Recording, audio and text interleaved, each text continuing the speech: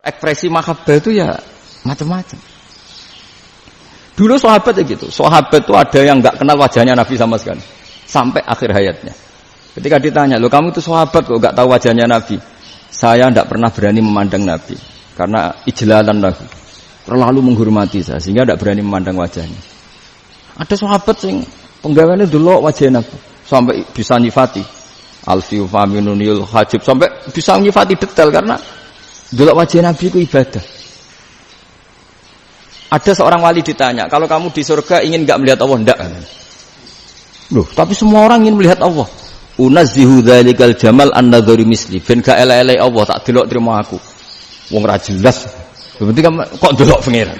Banyak. Jadi justru tapi karena saking takzimnya. Ndaklah mosok sak aku kok. Makanya saya berkali-kali cerita.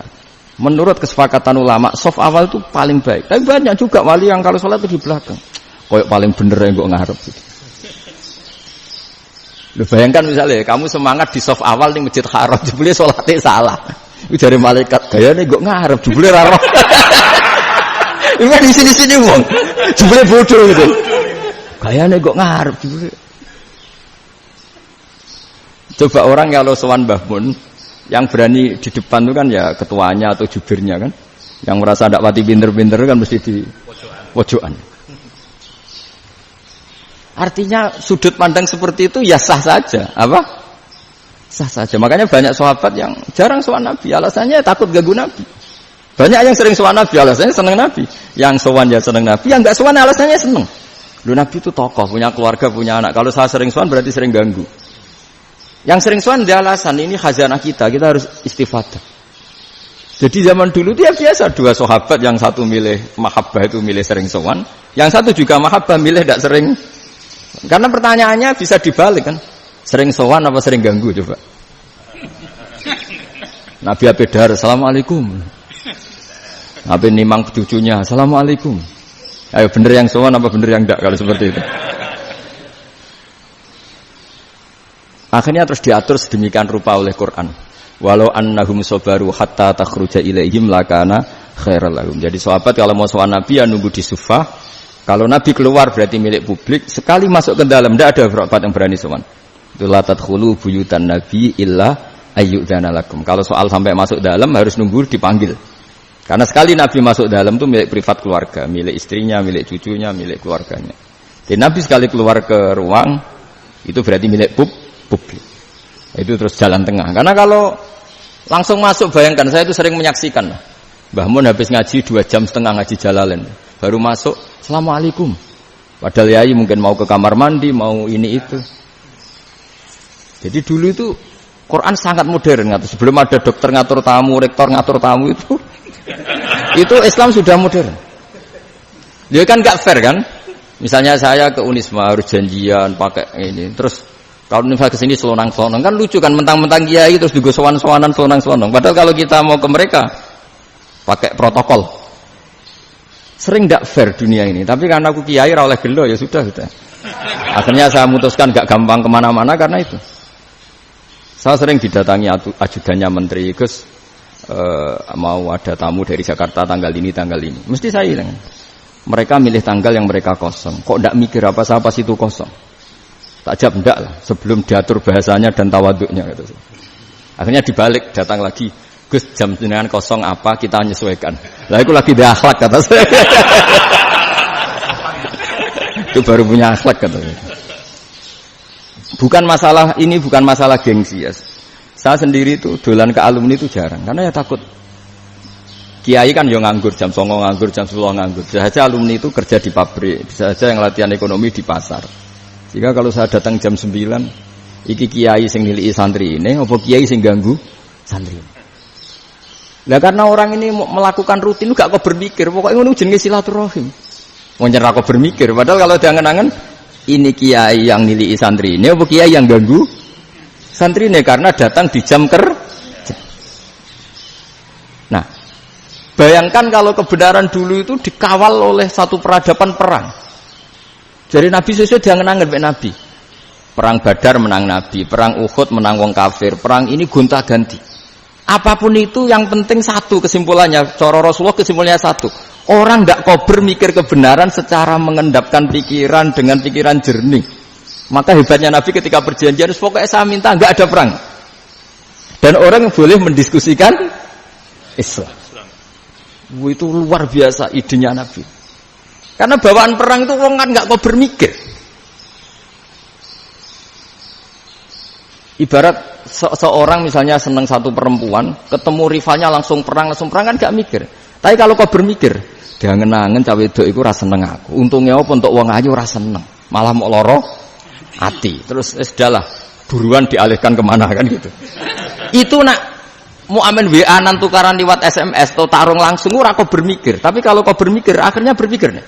Perempuan tadi sebenarnya yang disenangi siapa? Oke, ternyata senang Pak Erick. Sudah kita ngalah. Karena tidak ada nikmatnya kan menikahi perempuan yang sama sekali tidak mencintai kita. Tapi kalau nak kau berpikir pokoknya diprovokasi, wah kowe kalah mbek A, kowe kalah mbek B. Pikirannya kan ojo sampai kalah. Bareng wis menang ternyata ada masalah. Nah, bayangkan Islam itu seperti itu dulu, dipertarungkan. Wong Islam itu dinu aklin. Agama yang diterima dengan akal sehat, tapi sekarang ukurannya perang. Sing menang berarti bener, sing menang bener. Kan terus jadi repot. Itu Nabi tidak ingin, makanya Nabi ingin sudahlah, nggak ada perang. Nah, makanya kata Imam Zuhri, fathul Islam terbaik adalah orang boleh diskusi tentang Islam dan tidak ada perang. Lagi-lagi penting, tidak perang itu penting, silmun itu penting, perdamaian itu. Setelah tidak ada perang, akhirnya fatafawadu fil hadis wal munazah, orang boleh diskusi apa saja, termasuk boleh adu polemik. Konsep satu Tuhan dan Tuhan banyak diperdebatkan. Akhirnya Nabi secara rileks bisa menjelaskan.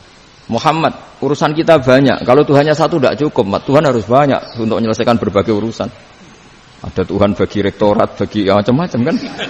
Ada Tuhan untuk ngurusi utang, ngurusi BPKB, macam-macam. Terus kata Rasulullah, enak saja Nabi jawabnya. Ya kalau kamu punya majikan banyak, perintahnya beda-beda. Kamu mangkel enggak, bingung enggak? Ya susah, Mat. Kalau majikannya banyak, perintahnya beda-beda, kita jadi repot. Senang mana? Senang majikan satu. Ya sudah, Tuhanmu itu majikan kamu. Kalau Tuhannya banyak, perintahnya macam-macam, kamu yang repot. Akhirnya ya sudah, Mat, Tuhannya satu aja. Nah, itu ya barokahnya diskusi tadi, barokahnya enggak perang. Daraballahu mathalan rajulan fihi syuraka'u mutasyakisuna wa rajulan salamal lirajul hal yastawiyani masalah. Terus alhamdulillah. Jadi orang yang paling kafir pun saat itu taslim. Nah, ini kembali ke kalimat la ilaha illallah. Saya tidak perlu provokatif, pasti teori saya itu benar. Bukan saya bilang benar itu karena sombong, enggak. Ini sesuai teks. Misalnya begini. Benar enggak kelompok takfiri yang suka ngafirkan orang lain? Itu pasti tidak benar. Logikanya gampang. Orang yang kafir 70 tahun saja dengan melafadzkan la ilaha illallah menjadi muslim. Masa dengan kalimat yang sama yang muslim menjadi kafir? Itu logikanya kan enggak ketemu. Orang kafir 70 tahun untuk menjadi muslim disuruh baca apa? La ilaha illallah. Tapi gara-gara baca la ilaha illallah nyekel patok jadi kafir. Pertanyaannya, loh ini kalimat apa? Kalimat untuk mengkafirkan apa kalimat untuk mengislamkan?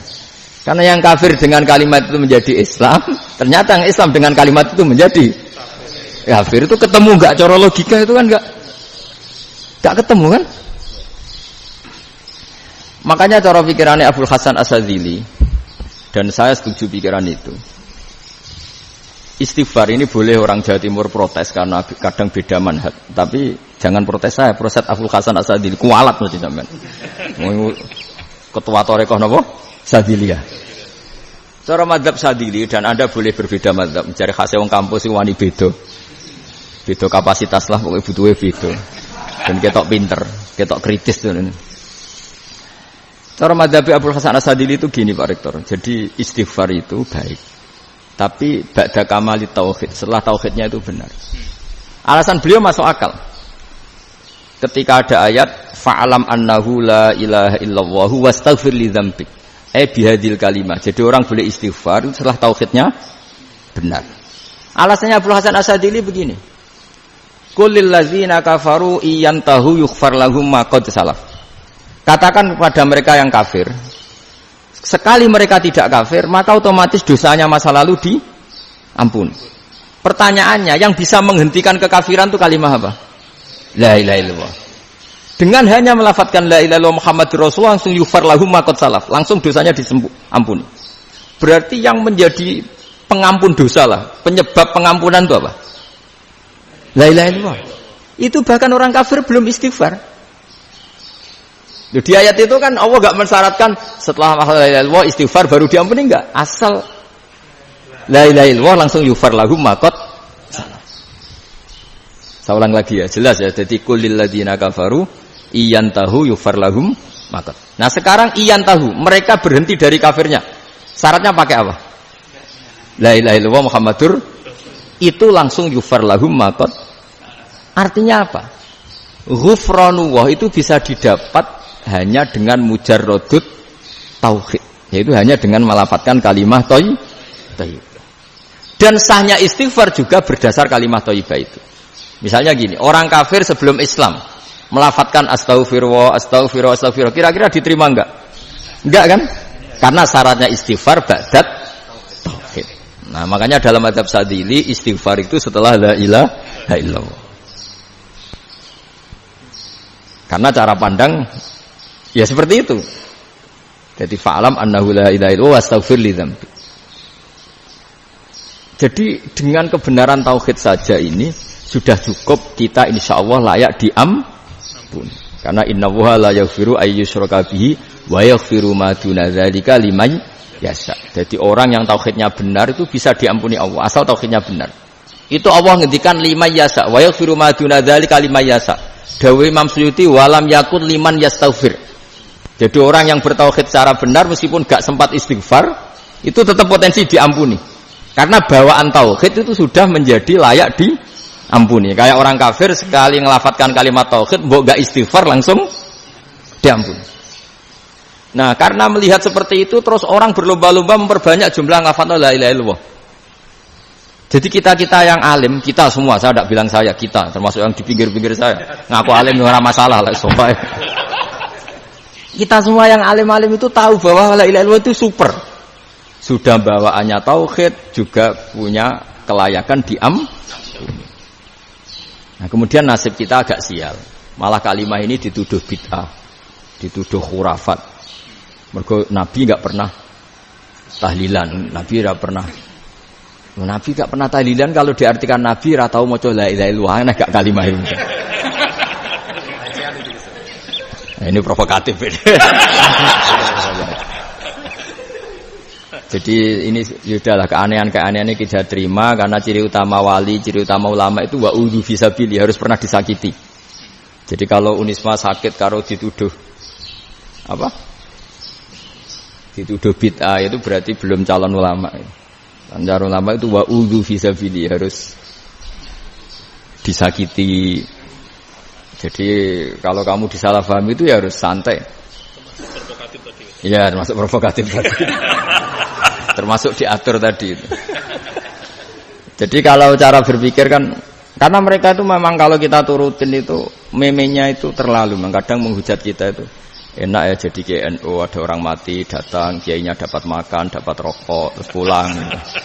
Jadi apa? Terus kita kayak tersangka terus. Kita kan kayak tersangka terus. Tertuduh terus. Terus yang orang NU ya memenya juga nggak kalah ekstrimnya. Boleh ya ajaran orang nggak boleh ngasih-ngasih kiai gitu. Berarti boleh dong ajaran kikir. Jadi memang kadang apa ya, cangkem elek lah bahasa kasarnya itu. Itu memang kadang lebih mengenakan kalau kita datang ke acara mayat kan dapat makan, dapat minum. Kalau yang sohibul bed rokok ya dapat rokok. Kalau kiainya dapat wajib, kadang 20.000, kadang 50.000. Terus memenya itu kok setega itu ya, ada orang meninggal kok malah kita makan-makan. Seakan-akan kan kultur ini biadab kan gitu. Tapi yang orang NU kebalikan balas. Oh ternyata nggak boleh ya mayit disodakoi. Ternyata nggak boleh ya orang dermawan. Berarti Islam membolehkan medit ya gitu. Ya model ini kan. Angen-angen itu luwih mandi timbang takbir ya. Karena ini kan memicu emosi kan. Memicu apa? Emosi. Nah, tapi saya kalau disuruh bela mana itu tidak ada yang saya bela. Ya seorang sudahlah, kalau mau nganggur saja sudah itu. Ya tapi itu memang apa ya? Itu khazanah Islam. Ada yang kritik, ada yang enggak. Ya itu memang fazanah. Ya biasa aja kalau saya biasa. Karena dulu ulama itu sudut pandangnya itu ya seperti itu. Ada yang ulama suka ibadah itu sholat, ada yang milih tidur. Sampai Imam Ghazali bilang suatu saat ibadah terbaik di zaman akhir itu tidur kan. Sholat saja kalah sama tidur kan. Tapi itu loh ya, yang wajib tetap loh, terus kamu gak sholat wajib. Begini beliau mencontohkan itu. Ada orang sholat tahajud terus obsesinya itu ingin hajatnya terkabulkan. Sementara yang tidur obsesinya nikmati rahmatnya Allah, boleh tidur, bisa tidur. Kata Imam Ghazali, timbang kita tahajud terus nuntut pangeran atuk turu katanya.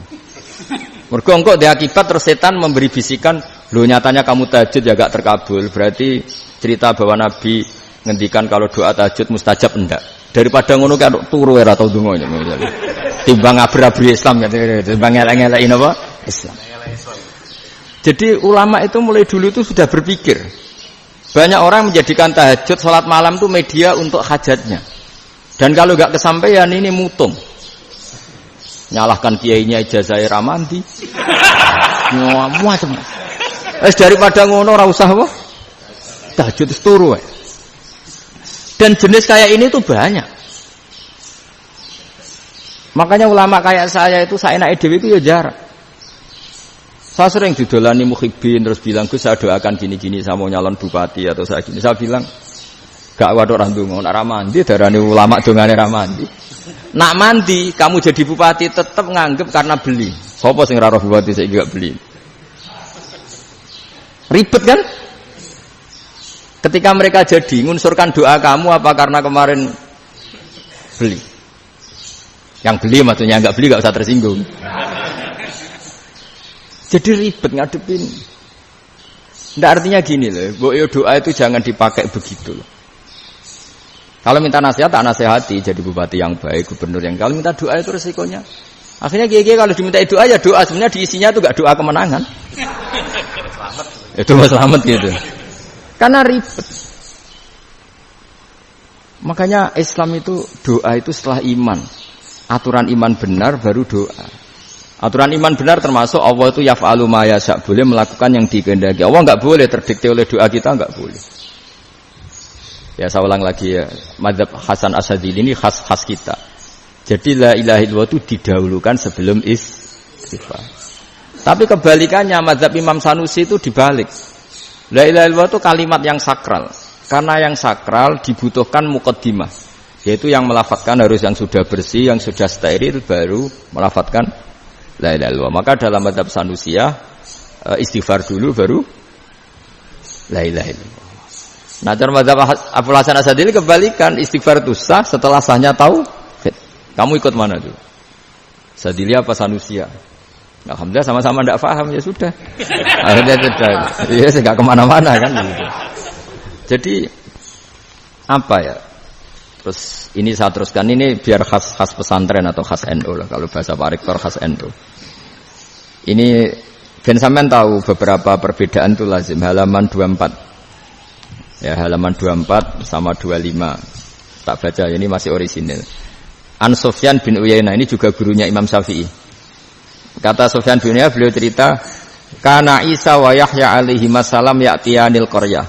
Fayas'alu Isa an syirari ahliha, wa yas'alu Yahya an khiyari ahliha. Jadi Nabi Isa dan Nabi Yahya itu satu generasi, sama-sama masih muda. Kalau di satu kampung yang Nabi Yahya tanya, ini keluarga terbaik siapa? Saya mau nginap di situ. Karena kumpul orang baik itu nyaman. Kalau Nabi Isa kebalikan, keluarga terburuk mana ya, saya tak di situ. Nah terus akhirnya faqala lahu Yahya, lima tanzilu ala syirarin nas. Kenapa kalau kamu bermalam kok malah kumpul orang-orang yang nakal? Innama ana tabibun udawil mardo. Saya ini nabi, ibarat dokter. Di mana-mana dokter yang ngumpuli yang sakit, ngobati yang sakit. Makanya di NU itu ya banyak kiai jazab mengumpuli yang nakal-nakal. Nak tepak yang ngentas yang nakal, nak ra tepak ya katut. Ini adu nyali lah sudah gitu. Tapi itu ada ilmunya, yaitu niru Nabi siapa? Isa. Kalau kamu dokter penelitian itu cari daerah yang banyak pandemi apa yang bersih? Yang banyak pandemi, karena yang namanya penelitian ya di situ kan. Kalau kamu dakwah ngentas kemiskinan, ke daerah miskin apa daerah kaya? Nah sama kalau ngentas kefasikan ke daerah fasik apa daerah orang soleh? Fasik. Ya, tapi itu Nabi Isa. Nah kalau kamu tidak Nabi kan potensinya kan gitu. Tapi setidaknya bahwa kita sering disalahkan karena punya beberapa tokoh yang ngancani fasik-fasik, itu sebenarnya ada dalilnya, yaitu Nabi siapa? Isa. Nah terus masalah tegas dan lunak. Ketika ada mahasiswa misalnya pacaran, boncengan lanang dan perempuan, itu pilihan kita apa? Kalau tegas, terus gak mau mendengar kita. Misalnya gini contoh gampang, tak beri contoh Pak D. Jangan orang tua, nanti secara fikih itu beda. Nah ini kan kita orang pesantren, biasa ngaji fikih detail. Kamu Pak D seorang perempuan, mahasiswi misalnya, sering pacaran. Setiap ke situ sama pacarnya kamu diam saja. Padahal kamu dosen keislaman. Mesti pamanaan kamu nyimpulkan, ternyata pacaran itu tidak apa-apa. Buktinya Pak D itu tidak negur, menengah. Ini berarti as-sukut alal mungkar. Tapi kebalikannya, Pak D ini terkenal keras. Nak rono mesti radaku ponaan. Akhirnya ora rono. Mesti ngerti nak mesti diamuk. Nah, dua orang ini sama-sama gagal kan? Yang lunak menjadikan ponakannya pacaran terus karena enggak negur sehingga dikira membolehkan. Sing keras juga enggak sempat bina wong rono era wani. Akhirnya dua orang ini sama-sama enggak ketemu, sama-sama enggak berkesempatan membina kan? Gagal membina kan? Karena yang keras ponakannya enggak pernah situ, berarti enggak bisa bina kan? Yang lunak membiarkan berarti juga ada bina. Nah Islam itu antara dua itu. Ya agak terlalu lunak, gak terlalu keras. Karena kalau terlalu keras, misalnya ada kiai terlalu keras, lu masyarakat mau tanya itu gimana? Lari kan? Lu saya ini punya pengalaman pribadi. Saya ini kan kecelok orang alim. Itu kalau pernah ya saya itu berusaha ya pokoknya ya umumnya orang alim lah. Tenang, terus anteng, enggak gejlok-gejlokan. Itu enggak ada yang tanya. Saya mimpi ketemu beberapa ulama itu disalahkan. Terus umat saya kalau mau tanya itu ke siapa? Wong alim wis wibawa, meneng tambah banget wibawanya. Kepala Qur'an, sering gojlok rektor macam-macam. Terus wong wanita kok, saya biasa ke pasar pandangan dicegot orang. Gus, putri saya itu sering keluar darah tapi melebihi batas haid gini-gini. Kalau badhe sowan jenengan, gak usah sowan ning kene mbek ngadeg-ngadegan. Terus tanya, yang haid berapa hari, Gus? Ya supaya rudat ilal adat sebelum dia punya penyakit istighadah itu berapa? 6 hari ya sudah, kembali 6 hari lainnya mustahadah, tetap sholat, tetap normal. Tapi kalau saya wibawa moro pasar go tasbih duwilu iku mesti wong salaman njaluk donga yakin. Tapi baru kayak rada uraan ketemu wong-wong, "Dul pening ndi? Maaf pening ndi?" Gus beneran Gus ketemu jenengan kula wingi badhe tuwa kok." Akhirnya tanya. Dadi uraanku iku amdan. Lha nek sampean asli, iki asli uraan. Karena ndak uraan lah tetap ndak wibawa kan. Jadi baru kayak uraan dia banyak. Saya itu kalau ngantor di Jogja itu banyak orang yang tanya. Ya biasa tuh tanya macam-macam. Karena saya uraan. Ke pasar ya orang, bahkan di bis sering ketemu orang, wah beneran Gus kalau badhe sowan jenengan badhe tanya ini. Ya sudah di sini aja. Jadi semuanya itu diilmoni. Nah, Nabi itu punya sisi yang dua-duanya jalan. Memang beliau luar biasa, dipilih Allah yang luar biasa. Nabi ketika wibawa itu banyak sahabat yang bahkan mengenali wajahnya aja tidak bisa. Ka'anna ala ru'usihim at-thair. Bayangannya seakan-akan di kepalanya itu ada burung yang takut terbang, saking antengnya. Tapi Nabi sekali mengeluarkan job, sekali santai, itu sahabat tanya itu sampai yang enggak pantas ditanyakan. Nabi saya tadi kumpul istri saya, tapi tidak inzal itu wajib mandi tidak. Aro'aita law anna ahadana ya'ti imro'atahu walam yunzil. Itu ya ditanyakan. Nabi pun kumpul ya betul saged inzal sepundi. Guys betul ya gitu. Terus ya ada yang tanya macam-macam. Ya saking ada sahabat dipanggil Nabi tambah lari, dipanggil lagi tambah lari. Pas jenengan nyeluk, oh pas kula kumpul bojo kula. Lah kula kuwatir jenengan orang suci, saya belum mandi, makanya saya lari. Nabi ngendikan innamal mukmin thahir, ya nak masalah ketemu kiai ra apa-apa ijek junub. Sementing kok nak salat ya adus sik. Tapi Nabi sekali pakai mazahirul jalal, tapi pakai wibawanya, itu orang enggak berani ngomong. Tapi sekali Nabi rileks, itu orang bisa tanya apa saja, termasuk halal yang enggak pantas. Ada sahabat itu tanya lucu, tanya Maimunah. Maimunah itu ya cantik tapi sudah agak tua lah.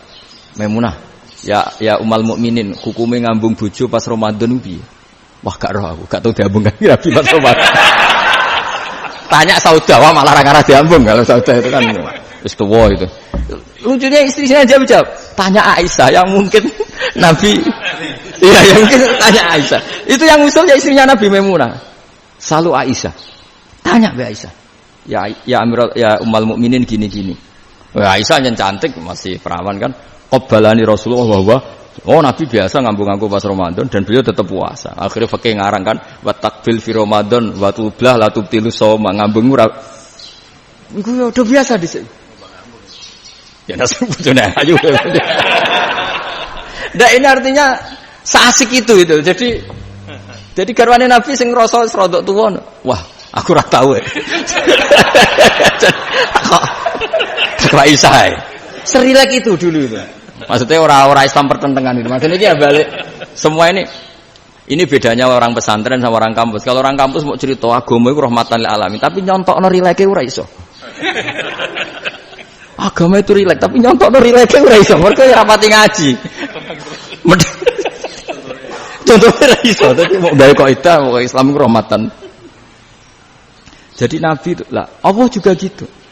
Allah itu kalau sudah memperlihatkan madzahirul jalal itu mbok malaikat Jibril rawani ketika Allah dengan madzahirul jalal. Tapi kalau Allah dengan madzahirul jamal, madzahirul apa? Jamal. Iku ya gojok-gojokan ambek makhluke gojok. Ya buli-bulian cara sakniki.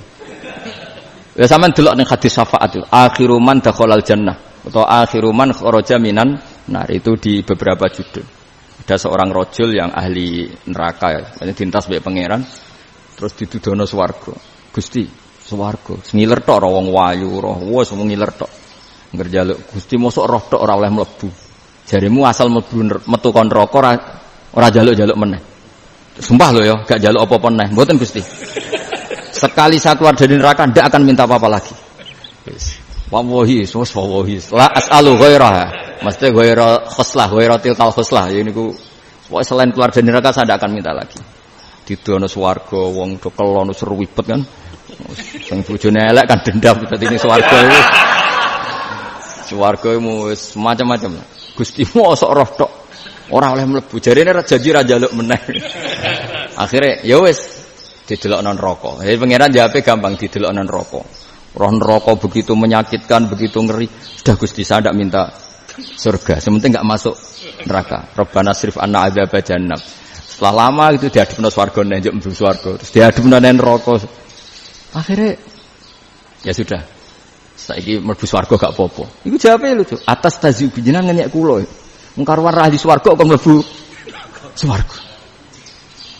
Terus akhirnya mlebu swarga, kan mlebu swarga tamanna, sangen-angen sembah jaluk apa? Orang angan-angan yang indah-indah, laka wa asratu amsal. Ya siku tak turuti wa asratu amsalih lan lipatan ke-10. Jawabe wong lanang iki lucu. Atas taziubi wa anta rabbul alamin. Jenengan pangeran kok ngenyekan. Maksudnya wis karuan aku ora pantes. Terus jare pangeran, la astaziubika walakinni ala ma asya'u qadir. Aku gak ngenyek kowe, pancen aku pangeran. Nuruti kowe iku iso. Jadi Allah sendiri ketika dengan madzahirul jamal itu malaikat ya ono sing wani bantah. Masyhur itu kan malaikat sing bantah pangeran atas alufia mayusidu fiya wasfikut. Karena Allah dengan madzahirul jamal. Sing paling masyhur Nabi Musa. Nabi Musa itu ketika Nabi Mi'raj. Nabi Mi'raj itu beliau kira-kira di langit keempat lah yang masyhur atau kelima. Ngelangkahi. Nabi Musa menangis, "Ya Rabbi, ini apa-apaan? Orang sing ja'a ba'di kemudian melangkahi makom saya ini apa-apaan?" Jadi Nabi Muhammad kan apapun hebatnya kan junior. Kok melangkahi makom saya ini apa-apaan? Enggak fair. Sampai Nabi Muhammad itu tanya gini sama Jibril. Reaksi Allah gimana ketika melihat Musa seperti itu? Jawab malaikat Jibril lucu. Ya rohidatahu. Allah sapal gayane Musa. Biar. Jadi lucu. Ya dibiarin aja sama Allah. Tapi yang jenenge Nabi Musa itu kekasihnya Allah. Tetap berkah bagi kita. Betul. Ketika setelah Mi'raj diwajibkan sholat 50. Gentenan Nabi Musa kelihatan nabinya. Sebenarnya Nabi Musa itu sebetulnya loh, enggak menguntungkan kita sebetulnya. tapi yang menguntungkan. Sebenarnya tidak niat menguntungkan kita, tapi menguntungkan. Nabi Ibrahim kan di langit ke-6, keren lah. Konti dong ketemu Allah ngeten-ngeten kan salat 50. Karena Nabi Ibrahim terkenal Nabi baik tidak bantah. Bareng Nabi Musa. Kenapa diceluk pangeran? Kula kan salat ping 50. Inna ummataka la tutiku dzalik. Wah, gak kuat umatmu. Serai-rai gak umatmu ora ngarah kuat 50 rakaat. Tapi sebenarnya Nabi Musa itu niatnya bukan membela kita. Fa inna ummati la umatku sing gagah-gagah ra iso meneh umat. Berarti sebetulnya itu masih pakai gengsinya gitu.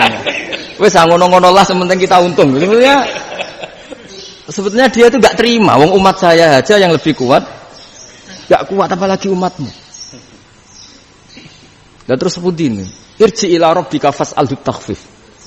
Itu berarti Allah dengan madzahirul jamal. Sudahlah, datang ke Allah minta keringanan. Allah itu baik. Minta. Ambek Allah itu ringanan mau 5 tok. Jadi cek 45. Balik ke Nabi Musa, piro 45. Cek ra kuat umat. Wong umatku ra kuat. Jadi sebenarnya dia umatku ra kuat. Lho cara Nabi Muhammad model wong Malang. Yo beda umatku mbek umatmu. Ribet kan? Itu. Lho Nabi Muhammad kan enggak seperti itu kan? Enggak punya akhlak Malang kan? Akhlak. Maksudnya akhlaknya mujur itu, akhlak yang baik gitu. Ya akhlak yang mujur, bukan yang Malang gitu. Jadi Nabi ya manut. Tinggal 40 kan, dikurangi lagi 35 sampai 9 kali kan, masyhur itu. Ya kan kalau dikurangi 55 kan berarti turun naik kan 9 kali. Itu setelah 5 itu Nabi Musa cek usul masih ragu. Itu cara Nabi munggah nentek. Nentek. Terus iya doa tuntas betul. Sebebas. Terus munggah ado-ado lha opo? Ngapain itu? Akhirnya Nabi Muhammad sudah sampun ya kalimah Allah, saya ini malu sama Allah Musa. Sudah 9 kali dan diturutin terus. Jadi Allah kalau dengan madzahirul jamal itu Nabi Musa biasa nego sama Allah.